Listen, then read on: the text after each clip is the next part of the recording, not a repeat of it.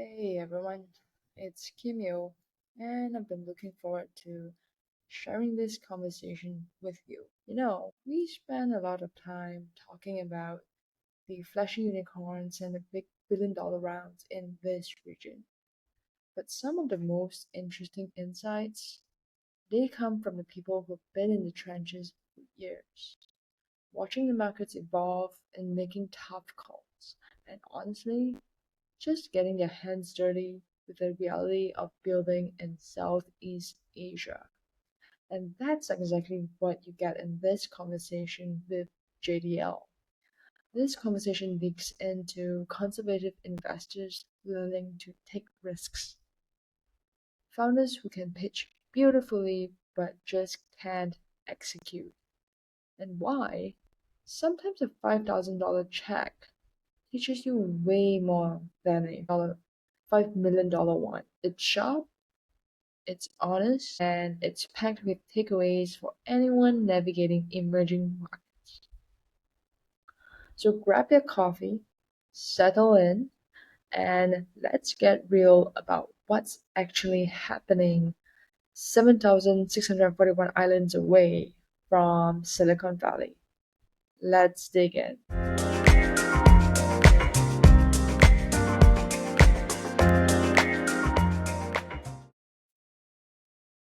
All right, welcome back to Sea of Startups, the show where Southeast Asia's startup game gets real. No puff pieces, just unfiltered stories from the builders, backers, and bold thinkers shaping the region's future. Now, today we're zooming in on the Philippines. It's a market that's had its share of boom, bust, quiet wins, and now I think that there's a new wave of intentional building and some fantastic entrepreneurs coming out of there. And there's no better person to help me unpack it than Joseph De Leon, or JDL as some of you may actually know him as. A veteran in the industry, has a whole bunch of different hats that he's wearing all at the same time. So, Joseph, thanks for coming in. Welcome to the show. Kevin, privileged and happy to be here, my friend. Very cool. So I gave a very quick sort of overview, but maybe you can give a quick intro on yourself and the many hats that make up JDL. Sure. So, Kevin, I'm glad that you've heard my spiel before. I do wear a number of hats, but they are all actually on my head, pointed in the same blessed direction. I found that my mission in life is to help founders of firms of different sizes become as valuable as possible in alignment with their own values. At the multinational and regional large scale, I'm a partner in an M&A advisory called Gravitas Prime. You've never heard of us because we're very discreet. If you're in the Philippines, you might know some of the deals we help set up. We help sell Yellow Cab, Red Ribbon, Goldilocks. If you're a more global audience, you might know our roots. We're the stepchild of a larger investment bank from the US called Hambrick and Quist. And if you never heard of them, you might know some of the firms they helped IPO. H&Q is the firm that helped launch Apple, Amazon, and Genentech. They had an Asia Pacific arm, and the Philippine contingent of that arm, when there was a merger in the US, the Philippine contingent decided to shift to doing sell side advisory, and they set up Gravitas Prime. Currently, Gravitas Prime is the buy side advisor for the private equity fund of a very large Japanese institution focused on Southeast Asia. And we are also the global collaboration partner for Anderson Global in M&A investment banking and valuation.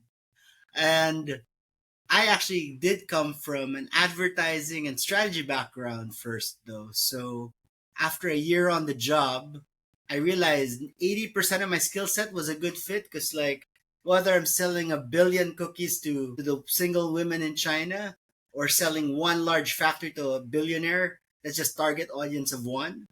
But I really still couldn't get a vibe for what my clients were like because I'm crazier than I am richer Asian, and I can't afford to buy an entire company. But I figured I can lose about $10,000 betting on a startup. So I stumbled upon a few gentlemen who were starting Manila Angel Investors Network. I was member number 6. And then in the first deal I syndicated, I tripled the membership, and now we're the largest, most active angel investor network in the country. We deployed a few $1 million over about 30 startups in the last decade. And we're going to grow and build our membership with funders from all over the world. I also decided to take on the directorship of Founder Institute. Globally is the largest pre-seed accelerator with over 200 chapters. They've deployed over $1.85 billion, and I'm resurrecting the Philippine chapter this year. And we thankfully were able to sign a deal with Google Cloud, and so we're the first and only FI chapter in Southeast Asia that's able to guarantee everyone that finishes our program will receive $25,000 cloud credit for free. And so since I'm doing a bunch of startup activities on one side and then PE, M&A, and VC on the other, what I found is that apparently the system is a bit broken, and my solution is to not just change the system but be the system. I last year decided to start my own private consulting business in parallel with everything that I'm doing, and that's called Bullet Day. And the strategic intention is very straightforward. On the one side, because I get to mentor startups from Switzerland to Samoa and Kazakhstan to Kuala Lumpur, and I find great technologies and wonderful founders who want to keep growing in their home markets. I try to help them achieve unparalleled growth by forming parallel partnerships in Southeast Asia, beginning in the Philippines. And for many local businesses and founders, what I'm trying to do is help them level up by restructuring their business so that they're ready to accept institutional investors. I currently have over $500 million in institutional investment capital that's ready to to be deployed in the Philippines. Um, and it's really just a matter of getting the recipients ready so that they're qualified to take this money in and scale up. So that's a few of the things that I'm up to, Kevin. You did not you did not disappoint on the many hats. Certainly quite a few things going on there. Yeah, yeah. So you touched on kind of the evolution of getting into these various facets as you started talking before we start getting into like the lay of the land and talking about the Philippines, where it is, where it was, where it's going. I'm just kind of curious from your viewpoint in wearing the different hats that you have. What are some of the underlying moments that kind of drew you in? You said that you were member number 6 in the Manila Angel Investor Network. What motivated you to push all in onto the angel investing, and really like you're super deep into the startup ecosystem now? What was that deeper sort of origin there? So it's actually quite funny because today I just reshared a photo on my Facebook memory. This time, 8 years ago, I was in Kuala Lumpur judging the Seed Stars competition. Because a few weeks prior, I was judging the Seed Stars competition in the Philippines as part of my duties as Manila Angel Investors Network. And on that day, they got a message that one of their judges in Malaysia had pulled out. And at the time, I still had my apartment in KL because I'd lived in Kuala Lumpur for 10 years as head of strategy for a global ad agency there. And my first judging experience in Seed Stars in Manila was quite intriguing. So I thought I'd pick up and invite myself to judge the competition in Kuala Lumpur.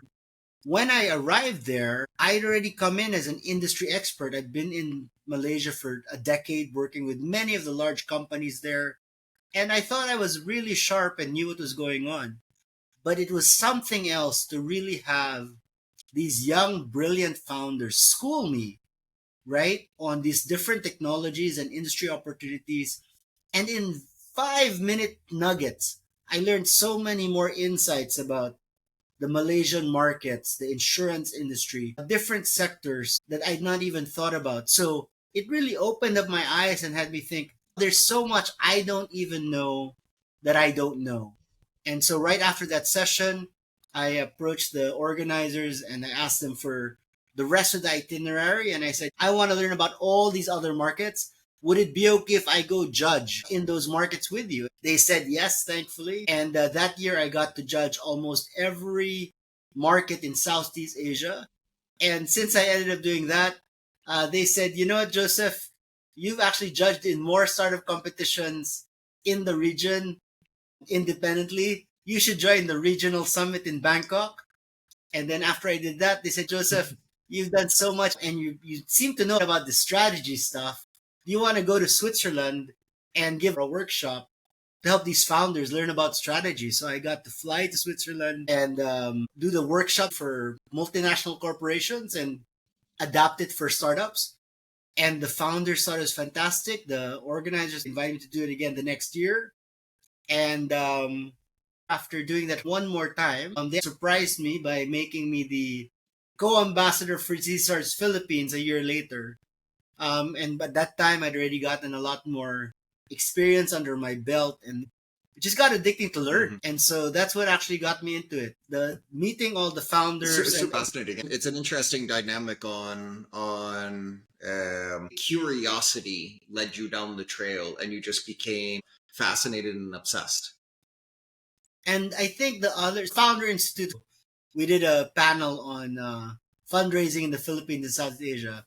And it was a very powerful conversation. So I brought in Paul Paho of Benil Hi-Fi, who talked about securing grants from government.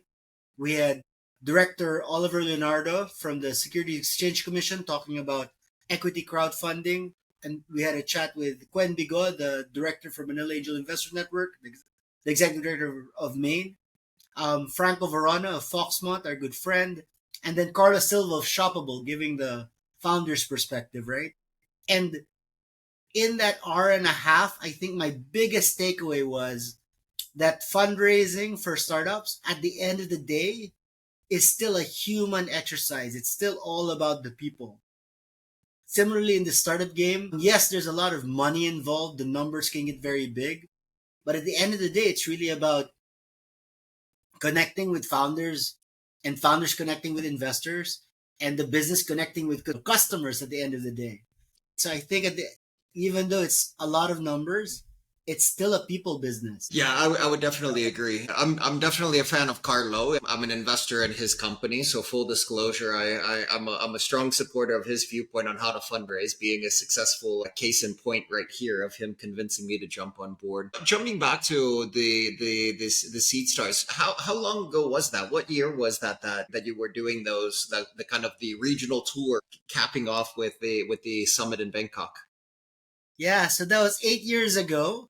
And I did it every year up until the pandemic. And Nice, nice. from that, they invited me to become a mentor for some of their programs all over the world. And that's taken me to, like I said, Kazakhstan, Samoa, Switzerland, so many Yeah, other, and Bangladesh. And I yeah. also learned that before I say yes to flying somewhere, I should look in a map where it is first, because some of these places were a lot farther away than I thought. But, well worth the trip. Yeah, yeah. Samoa is very far out in the middle of nowhere, Pacific Ocean. So I that's not an easy one totally to did get not to. think that was the Um, case. And I'm glad that I went, because when I ended up going and I was mentoring them, a lot of the founders were talking about how they were worried because they were in the middle of nowhere. And the yep. insight that I shared with them was, I know that you're in the middle of nowhere, but imagine if you're able to crack this problem, right? And the fact of the matter is that there are thousands of middle of nowheres all over the world. So if you're able to make it work in Samoa, then it's a solution that can probably work in the middle of Idaho, somewhere in Eastern Europe, or in the middle of Hmm. Africa. The world is full of middle of nowheres. So that's the beauty Yep. of startup thinking. If it's something that can truly scale,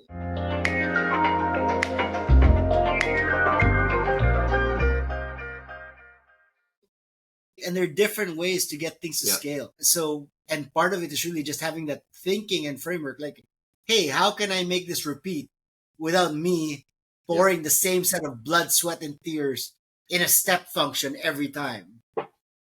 So, I'm Exactly. glad that I I went. imagine a lot of that same logic applies in the Philippines as well, because you're talking about a collection of a whole bunch of islands. It's not easily connected. I mean, when you're outside of Manila and you're out into the different parts of the country, it can sometimes feel disconnected. Like how can I build from here?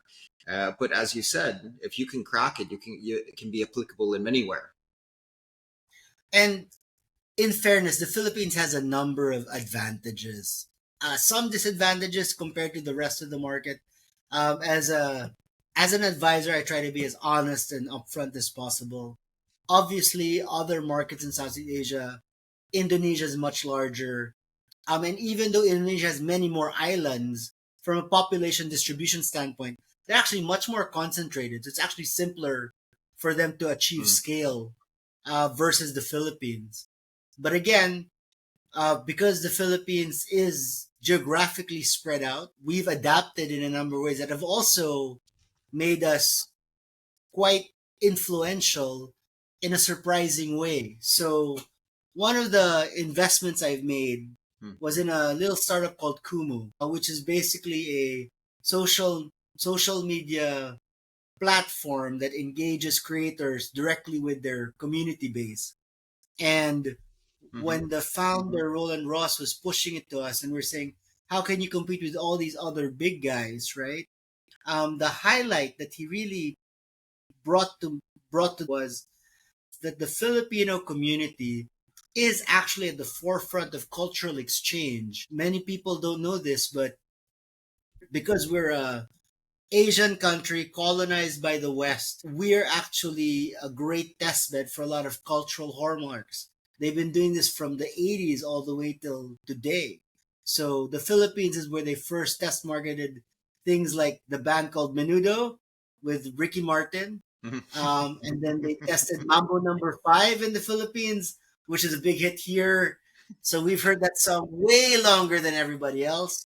And even the forefront of social media analytics. So Cambridge Analytica was really first test marketed in our Philippine elections. So I can't say Mm. you're welcome to that, but that's the reality, right? And even today, we're the place that's being the test bed for things like blockchain and gamification, and even in the realm of AI, which is still fairly nascent.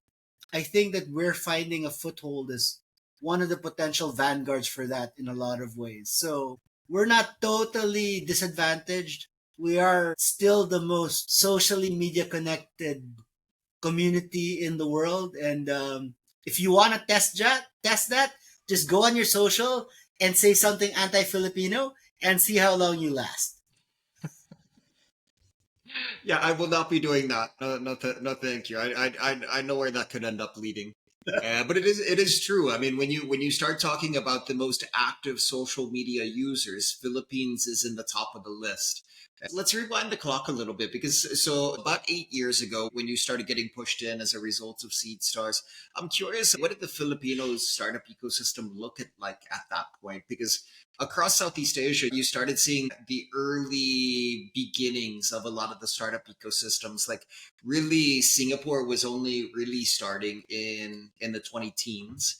Same thing here in Malaysia and elsewhere. What was it really looking like in Philippines at the time? So at the time there was actually a resurgence from a dead period in tech. It's not Mm. often talked about, but back in the late 90s, there was a big internet boom, and the Philippine investor community jumped in late. So they came in at the crest and they only experienced the fall. And a lot of the excess capital was scared off from tech for so long. And then the global financial crisis hit again. And so around 2015, 2017 was just about when people have started to forget all that bad luck, and start making bets again in Mm. that space. But it's still very messy, still relatively early stages. And everyone was still trying to figure out what to do. That being said, there were some early plays being made in the fintech space, which again is another area where, from the Philippine perspective, we have a natural advantage, because 10% of our economy is driven by heroic Filipinos that are sacrificing for their families, living abroad, The sending money remittance. back. Yeah. And so that market is 10% of our economy. So we have a lot of volume in that. and so Mm. it's a healthy place to experiment and sandbox. And I'll be honest, my cohort from that year has not proven out to be a great set. And as an investor, I made the rookie mistake of thinking that my brilliance in my last career would translate into this new career. And so I thought I had a Midas touch. And it turns out I had like the exact opposite of that because, again, I didn't know what I didn't know, right? And Yep. like many Yep. other markets, I think it's experienced a wave of talent and drivers. So I think there's an initial wave of internationals who came in, who had experience in other markets and saw the Philippines was an opportunity and started building startups here. And then there was a wave of repats, Filipinos based abroad, got the bug in Silicon Valley, realized there's an opportunity back home, or were forced to do it because of family circumstances. And then they started leading Yep. that wave. And I think now we're actually getting that wave of homegrown talent that's been exposed, doing international work as outsourced people or just engaging with world class talent, and they're starting their own startups. Now we're even beginning to start to see that spread, not just in the core Metro Manila, but have pockets of innovation all across the country as more people are getting more access to technology and tools and the ambition to actually compete globally and make Mm. their own startup. Let me ask you a question on this as well, because one of the things that you talked about was the people that got burned and then they started coming back into the market. You know, when you go around the Asia markets in general, it's mostly fairly conservative in regards to their investment behavior. And obviously, with your role with the Manila Angel Investor Network, how have you guys tackled that?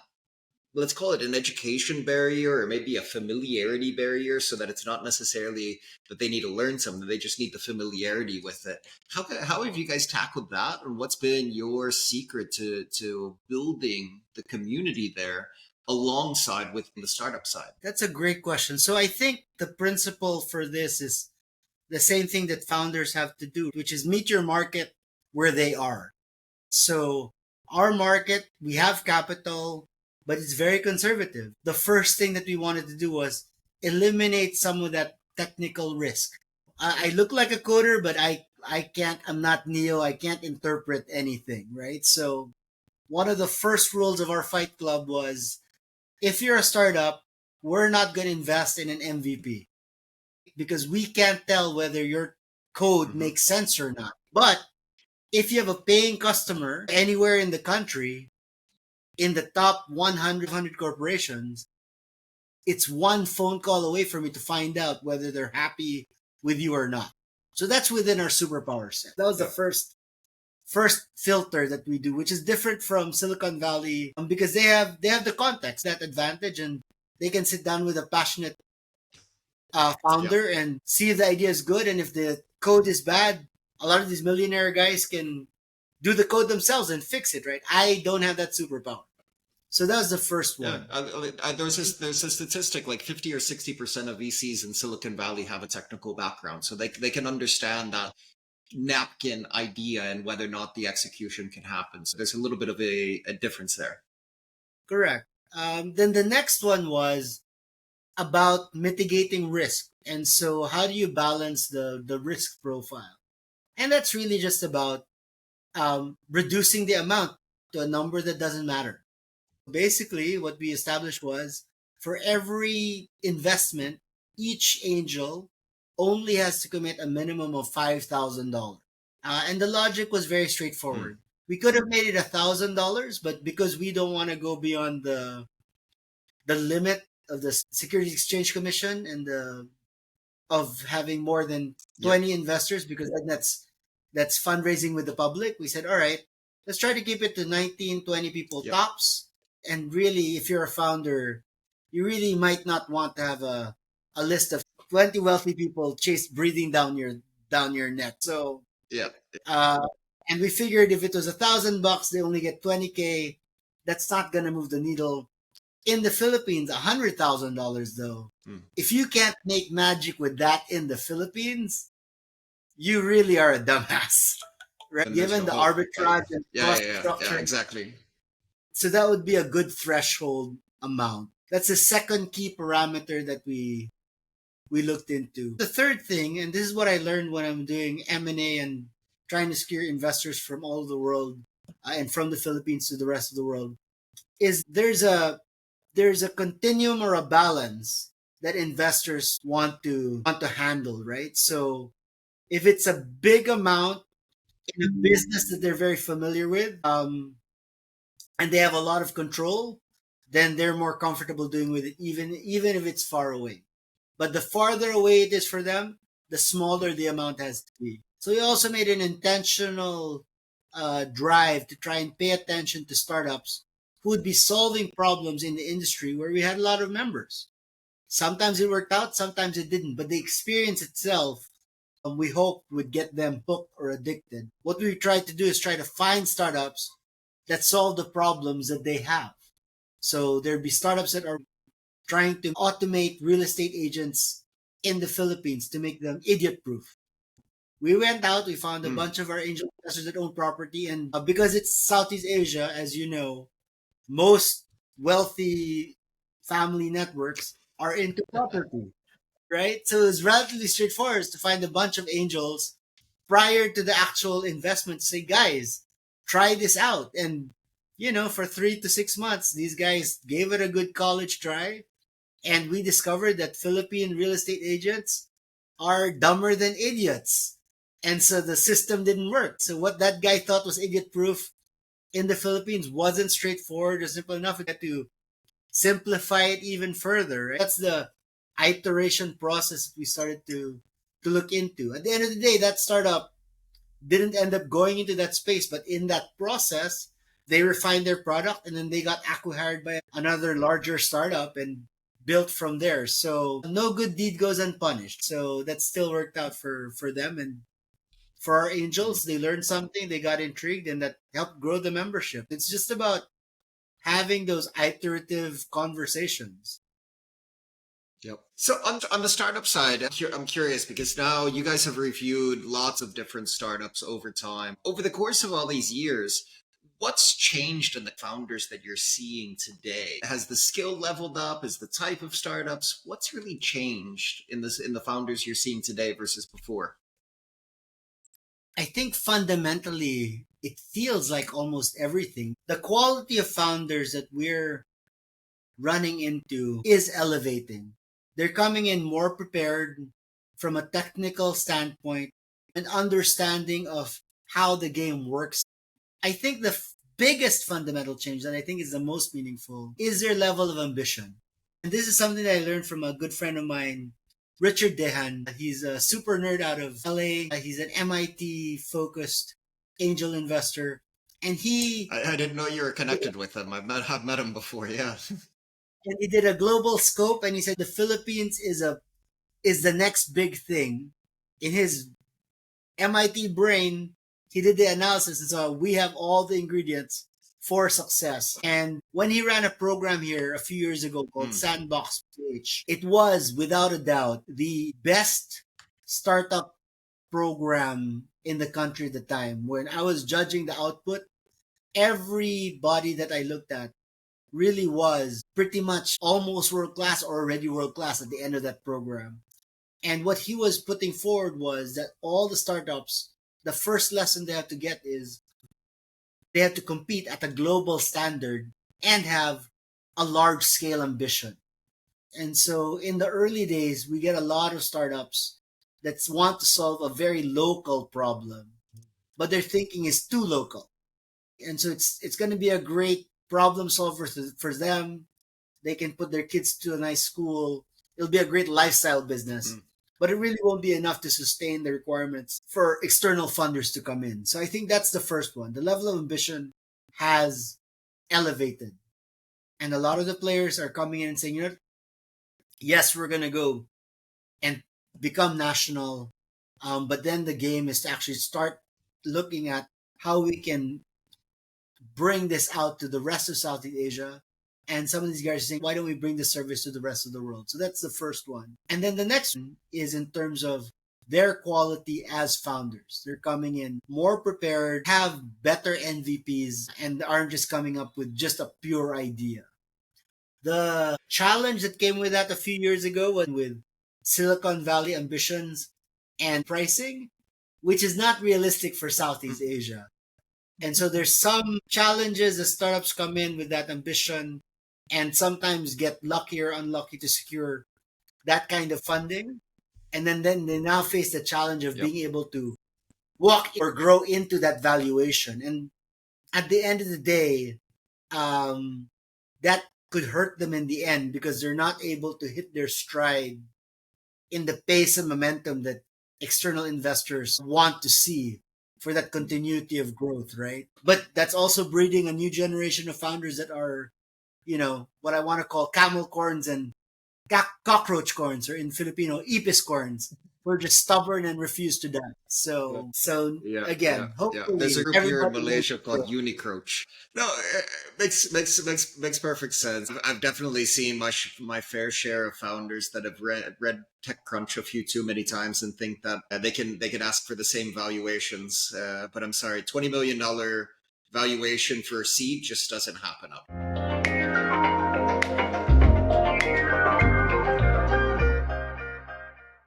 here. It And shouldn't you're happen not out going to here. give $5 million for your napkin. It shouldn't. I Point, think we've we'll be settled the able, dust from there. right? But we shouldn't do it. Sure, And but those there's a lot of maturity in the market that needs to happen before that starts becoming more realistic.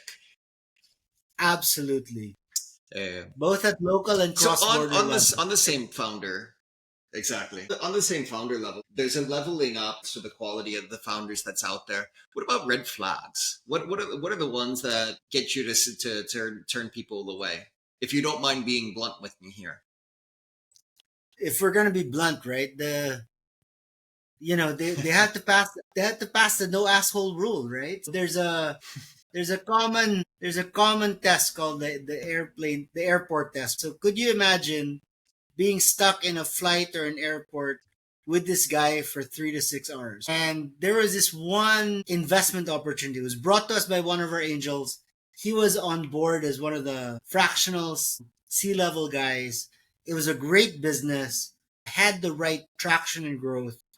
But when they pitched, the CEO insisted on doing the pitch himself, and he was a total jackass. Every time we asked him a question, he came across as if like he was deigning us with an answer. And after a few minutes of this, all of us in the screening committee agreed that even if this guy became a unicorn and would have made us like millions of dollars, we were all actually happier not having that gentleman be part of our lives. So that's obviously the biggest red flag. I Yeah. think the other big red flag are founders that talk a big game but can't actually execute. There's a lot of founders who are out there that love the image of being a startup founder. And if I can throw some shade in Malaysia for a bit, I remember mentoring in 1 year for a startup program based in one city. And then I met a bunch of startups there. And then I go to another city the next year. And then I found these startup founders are the same, but in a different city, but with the same pitch. They're just going from state to state, collecting government paychecks from all these institutions. And that's how they're sustaining their lifestyle, which is ridiculous. And now in the Philippines, we're seeing some of that as well. As more government programs are coming through, we're seeing some founders go through the motion, have the right spiel, have the brilliant story and ambition, but they're not generating traction because they're spending all their time pitching and fundraising or securing the right kind of awards instead of actually building the business, right? I think a lot of these founders forget the game isn't to fundraise, right? No. The game is to raise money to make money, right? Not to raise more money. And that's the second big red flag out there. The third, I think, is really just whether they have an actual insight or understanding about the problem they're solving for who. A lot of founders are great and they're in love with their idea and a solution, but they're a solution looking for a problem. And there's room for Mm. that, like 3M and Post-its, but I hope that by the time you get to us, you've figured out your product market fit. And if not, that's why I decided to go into Founder Institute. I can kick you back down the snakes and ladders so you can climb up again before coming to my Angel Investor Network. Yeah, yeah. The comments about the grant funding definitely hit with me because I've seen too many times that red flag. That's like the Charlie Munger quote: "Show me the incentive structure, and I'll show you the result." They're being Yep, incentivized oftentimes to do this. Some of these grant programs are requiring because they want the headlines for their KPIs of show ponying these people out into the market into various places, and it's an intentional distraction from them actually being able to build and develop value. And certainly I resonate with the no asshole rule. It's a long-term investment, and if you're stuck dealing with somebody that is a personality that is very difficult to get along with. Now, mind you, the flip side of that, a lot of really successful entrepreneurs have very particular personalities, but there's a big difference between being motivated, obsessed, all of these different characteristics, and just being a horrible person. And nobody wants to be around the ladder. absolutely. And like you said, Kevin, no system is actually broken, but they just might not be designed to solve the problem that you think is worth solving. Somebody is making something out of those systems, as broken as they are. Yeah. Somebody gets something out of it. And so that's why it's our job to either create alternate systems, change the system, or be the system, which is my strategic approach. Yeah. Yeah. Let me do a couple of wrap up questions here. One of which is, you have a broad view across the spectrum, see a lot of founders between the aspect of doing Founder Institute at the idea stage to the Angel Network where they're a little bit further along, all the way through the M&A where you're seeing later stage companies. What sectors or what ideas even are exciting you the most right now? What is the thing that you want to see more Filipino founders building, or any founder really building? What excites you? Before I answer that question, I do have to give a caveat. As you and many of your listeners know, every year there's irrational exuberance around particular topics. When I was starting my my angel investing wannabe VC career, it was drones. Then it's blockchain. This year it's AI. And I was having a conversation with another investor, and he was saying, "Oh, every time I talk to a startup or a founder, my new critical question is, what's your AI strategy?" And I'm not Mm, discounting the value of AI.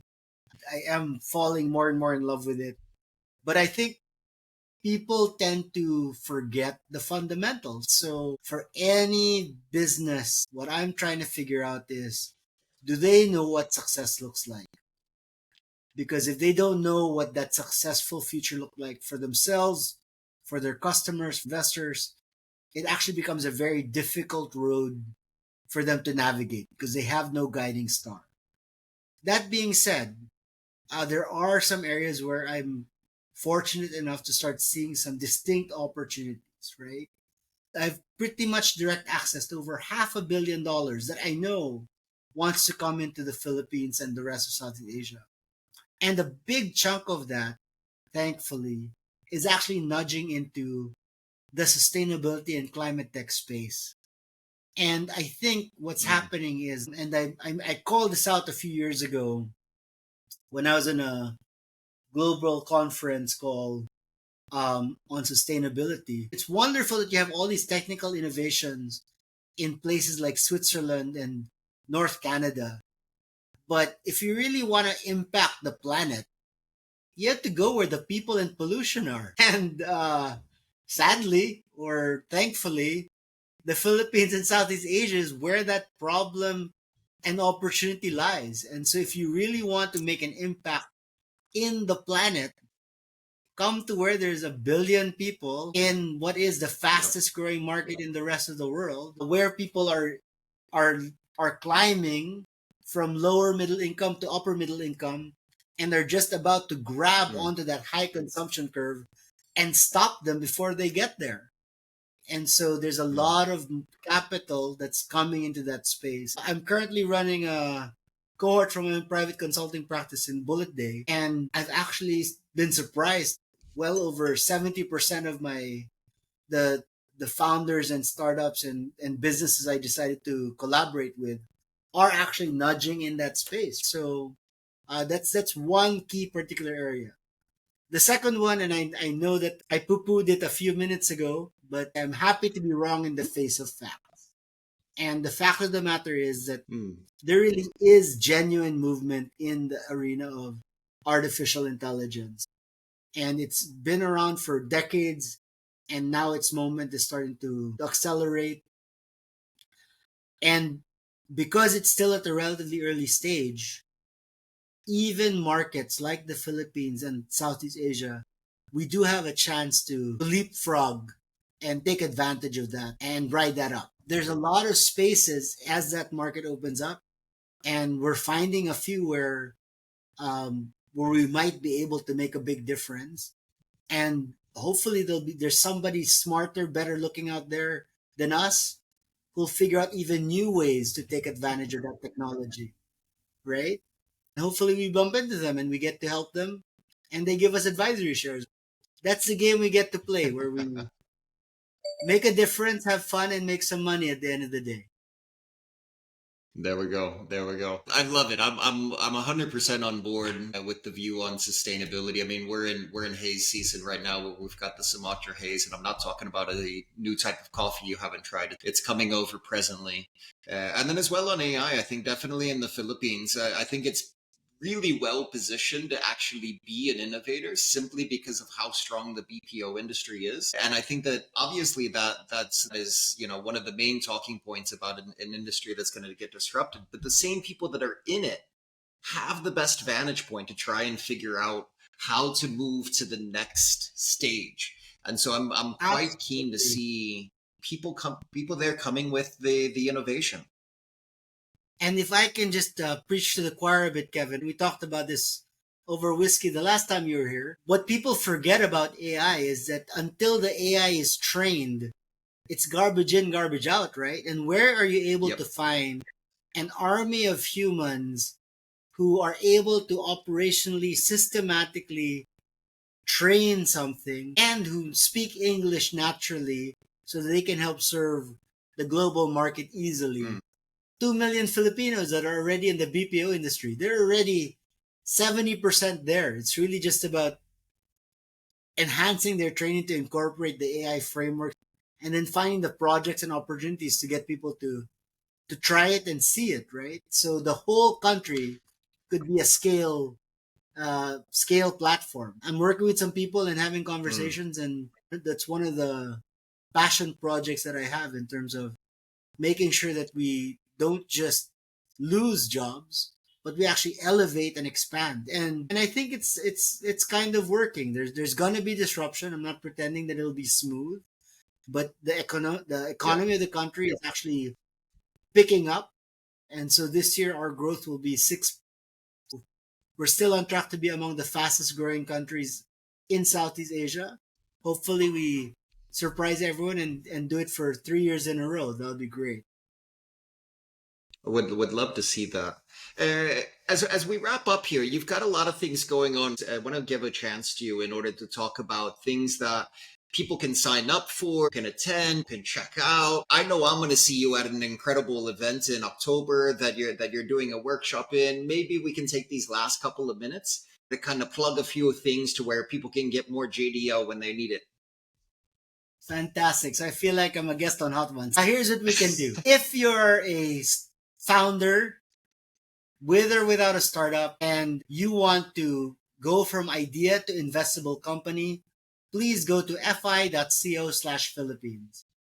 Our early application deadline is July 27 and the rate's only $300. That being said, we have over 100 applicants already. So if you do make it, make a quick call and put your money in because we really might close the round early. Again, we're the first and only founder institute chapter in Southeast Asia that will guarantee you $25,000 in Google Cloud credit if you're able to complete the program. Next, if you're a founder with a startup that has regional ambitions and you have paying customers, send your 5-minute pitch deck to pitch@main.ph and I'd love to screen you and talk to you there. If you're an investor that wants to come and find out more about the Philippines, please book a time, cal.com/bullet day. I'm happy to talk to you and see how we can open up your mind into figuring out what might work for you in the Philippines, right? And then third, come to Goab in October to catch Kevin and me. I am going to be doing a play shop on my LinkedIn right now. So look for me in Joseph De Leon on LinkedIn. Hopefully, I'm in the top search.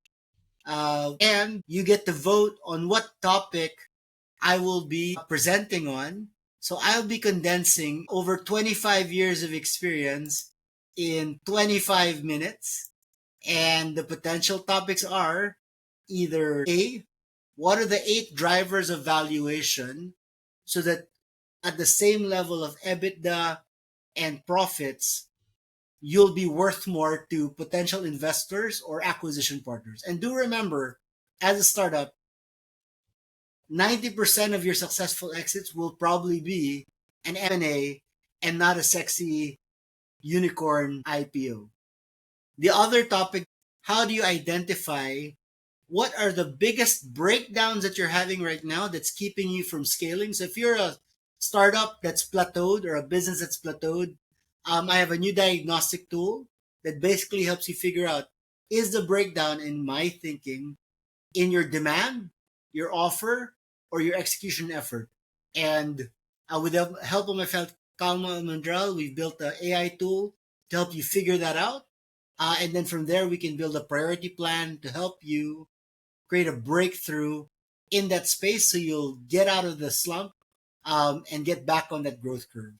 Then the last option is how to fast track your fundraising. Since I've been doing this for a while, I've identified the 8 M's of fundraising everywhere from the market to your message. So those are your choices. There are 4 days. There's a few days left on the vote, so I'm looking forward to learning what you guys want to learn and seeing if I can help you get there. Fantastic, fantastic. And so that's it for today's episode of Sea of Startups. A big thank you to Joseph for the stories, the strategies, the insights. If something has resonated with you, please share it, tag us, and keep the industry conversations going. Thank you very much. Thank you, Kevin. Thank you, Kimberly. Thank you. Wonderful work. Cool.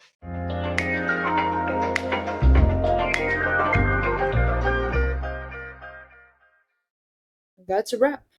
So we talk a lot about ambition in this space. But what JDL reminded us is that ambition without discipline isn't brave. It's just pure recklessness. What's happening in the Philippines right now? It isn't loud. It's focused, it's real, and it's being shaped by people who have learned how to build with friction, not in spite of it. So here's what stuck with me: 5K checks, sure, but also $500 million in dry powder just waiting for operators who are ready to play big and smart. Remember that Jakarta infrastructure story we dove into last episode? Well, in the next one at least, we're connecting those dots in a big way. We're diving deep into why Southeast Asia's shift from flashy apps to invisible infrastructure might just be the biggest competitive advantage yet. Think eSIM unicorns, AI native wealth platforms, and those billion-dollar data centers we can't stop talking about. Well, this is the case in point. So drop a review if this hits different, share it with a founder who needs to hear it, and I'll catch you in the next one. Keep building, keep grinding, and remember, sometimes the best opportunities are hiding in plain sight. Just a heads up, everything you hear and see of startups is inside and not investment advice. See you on the next one, guys.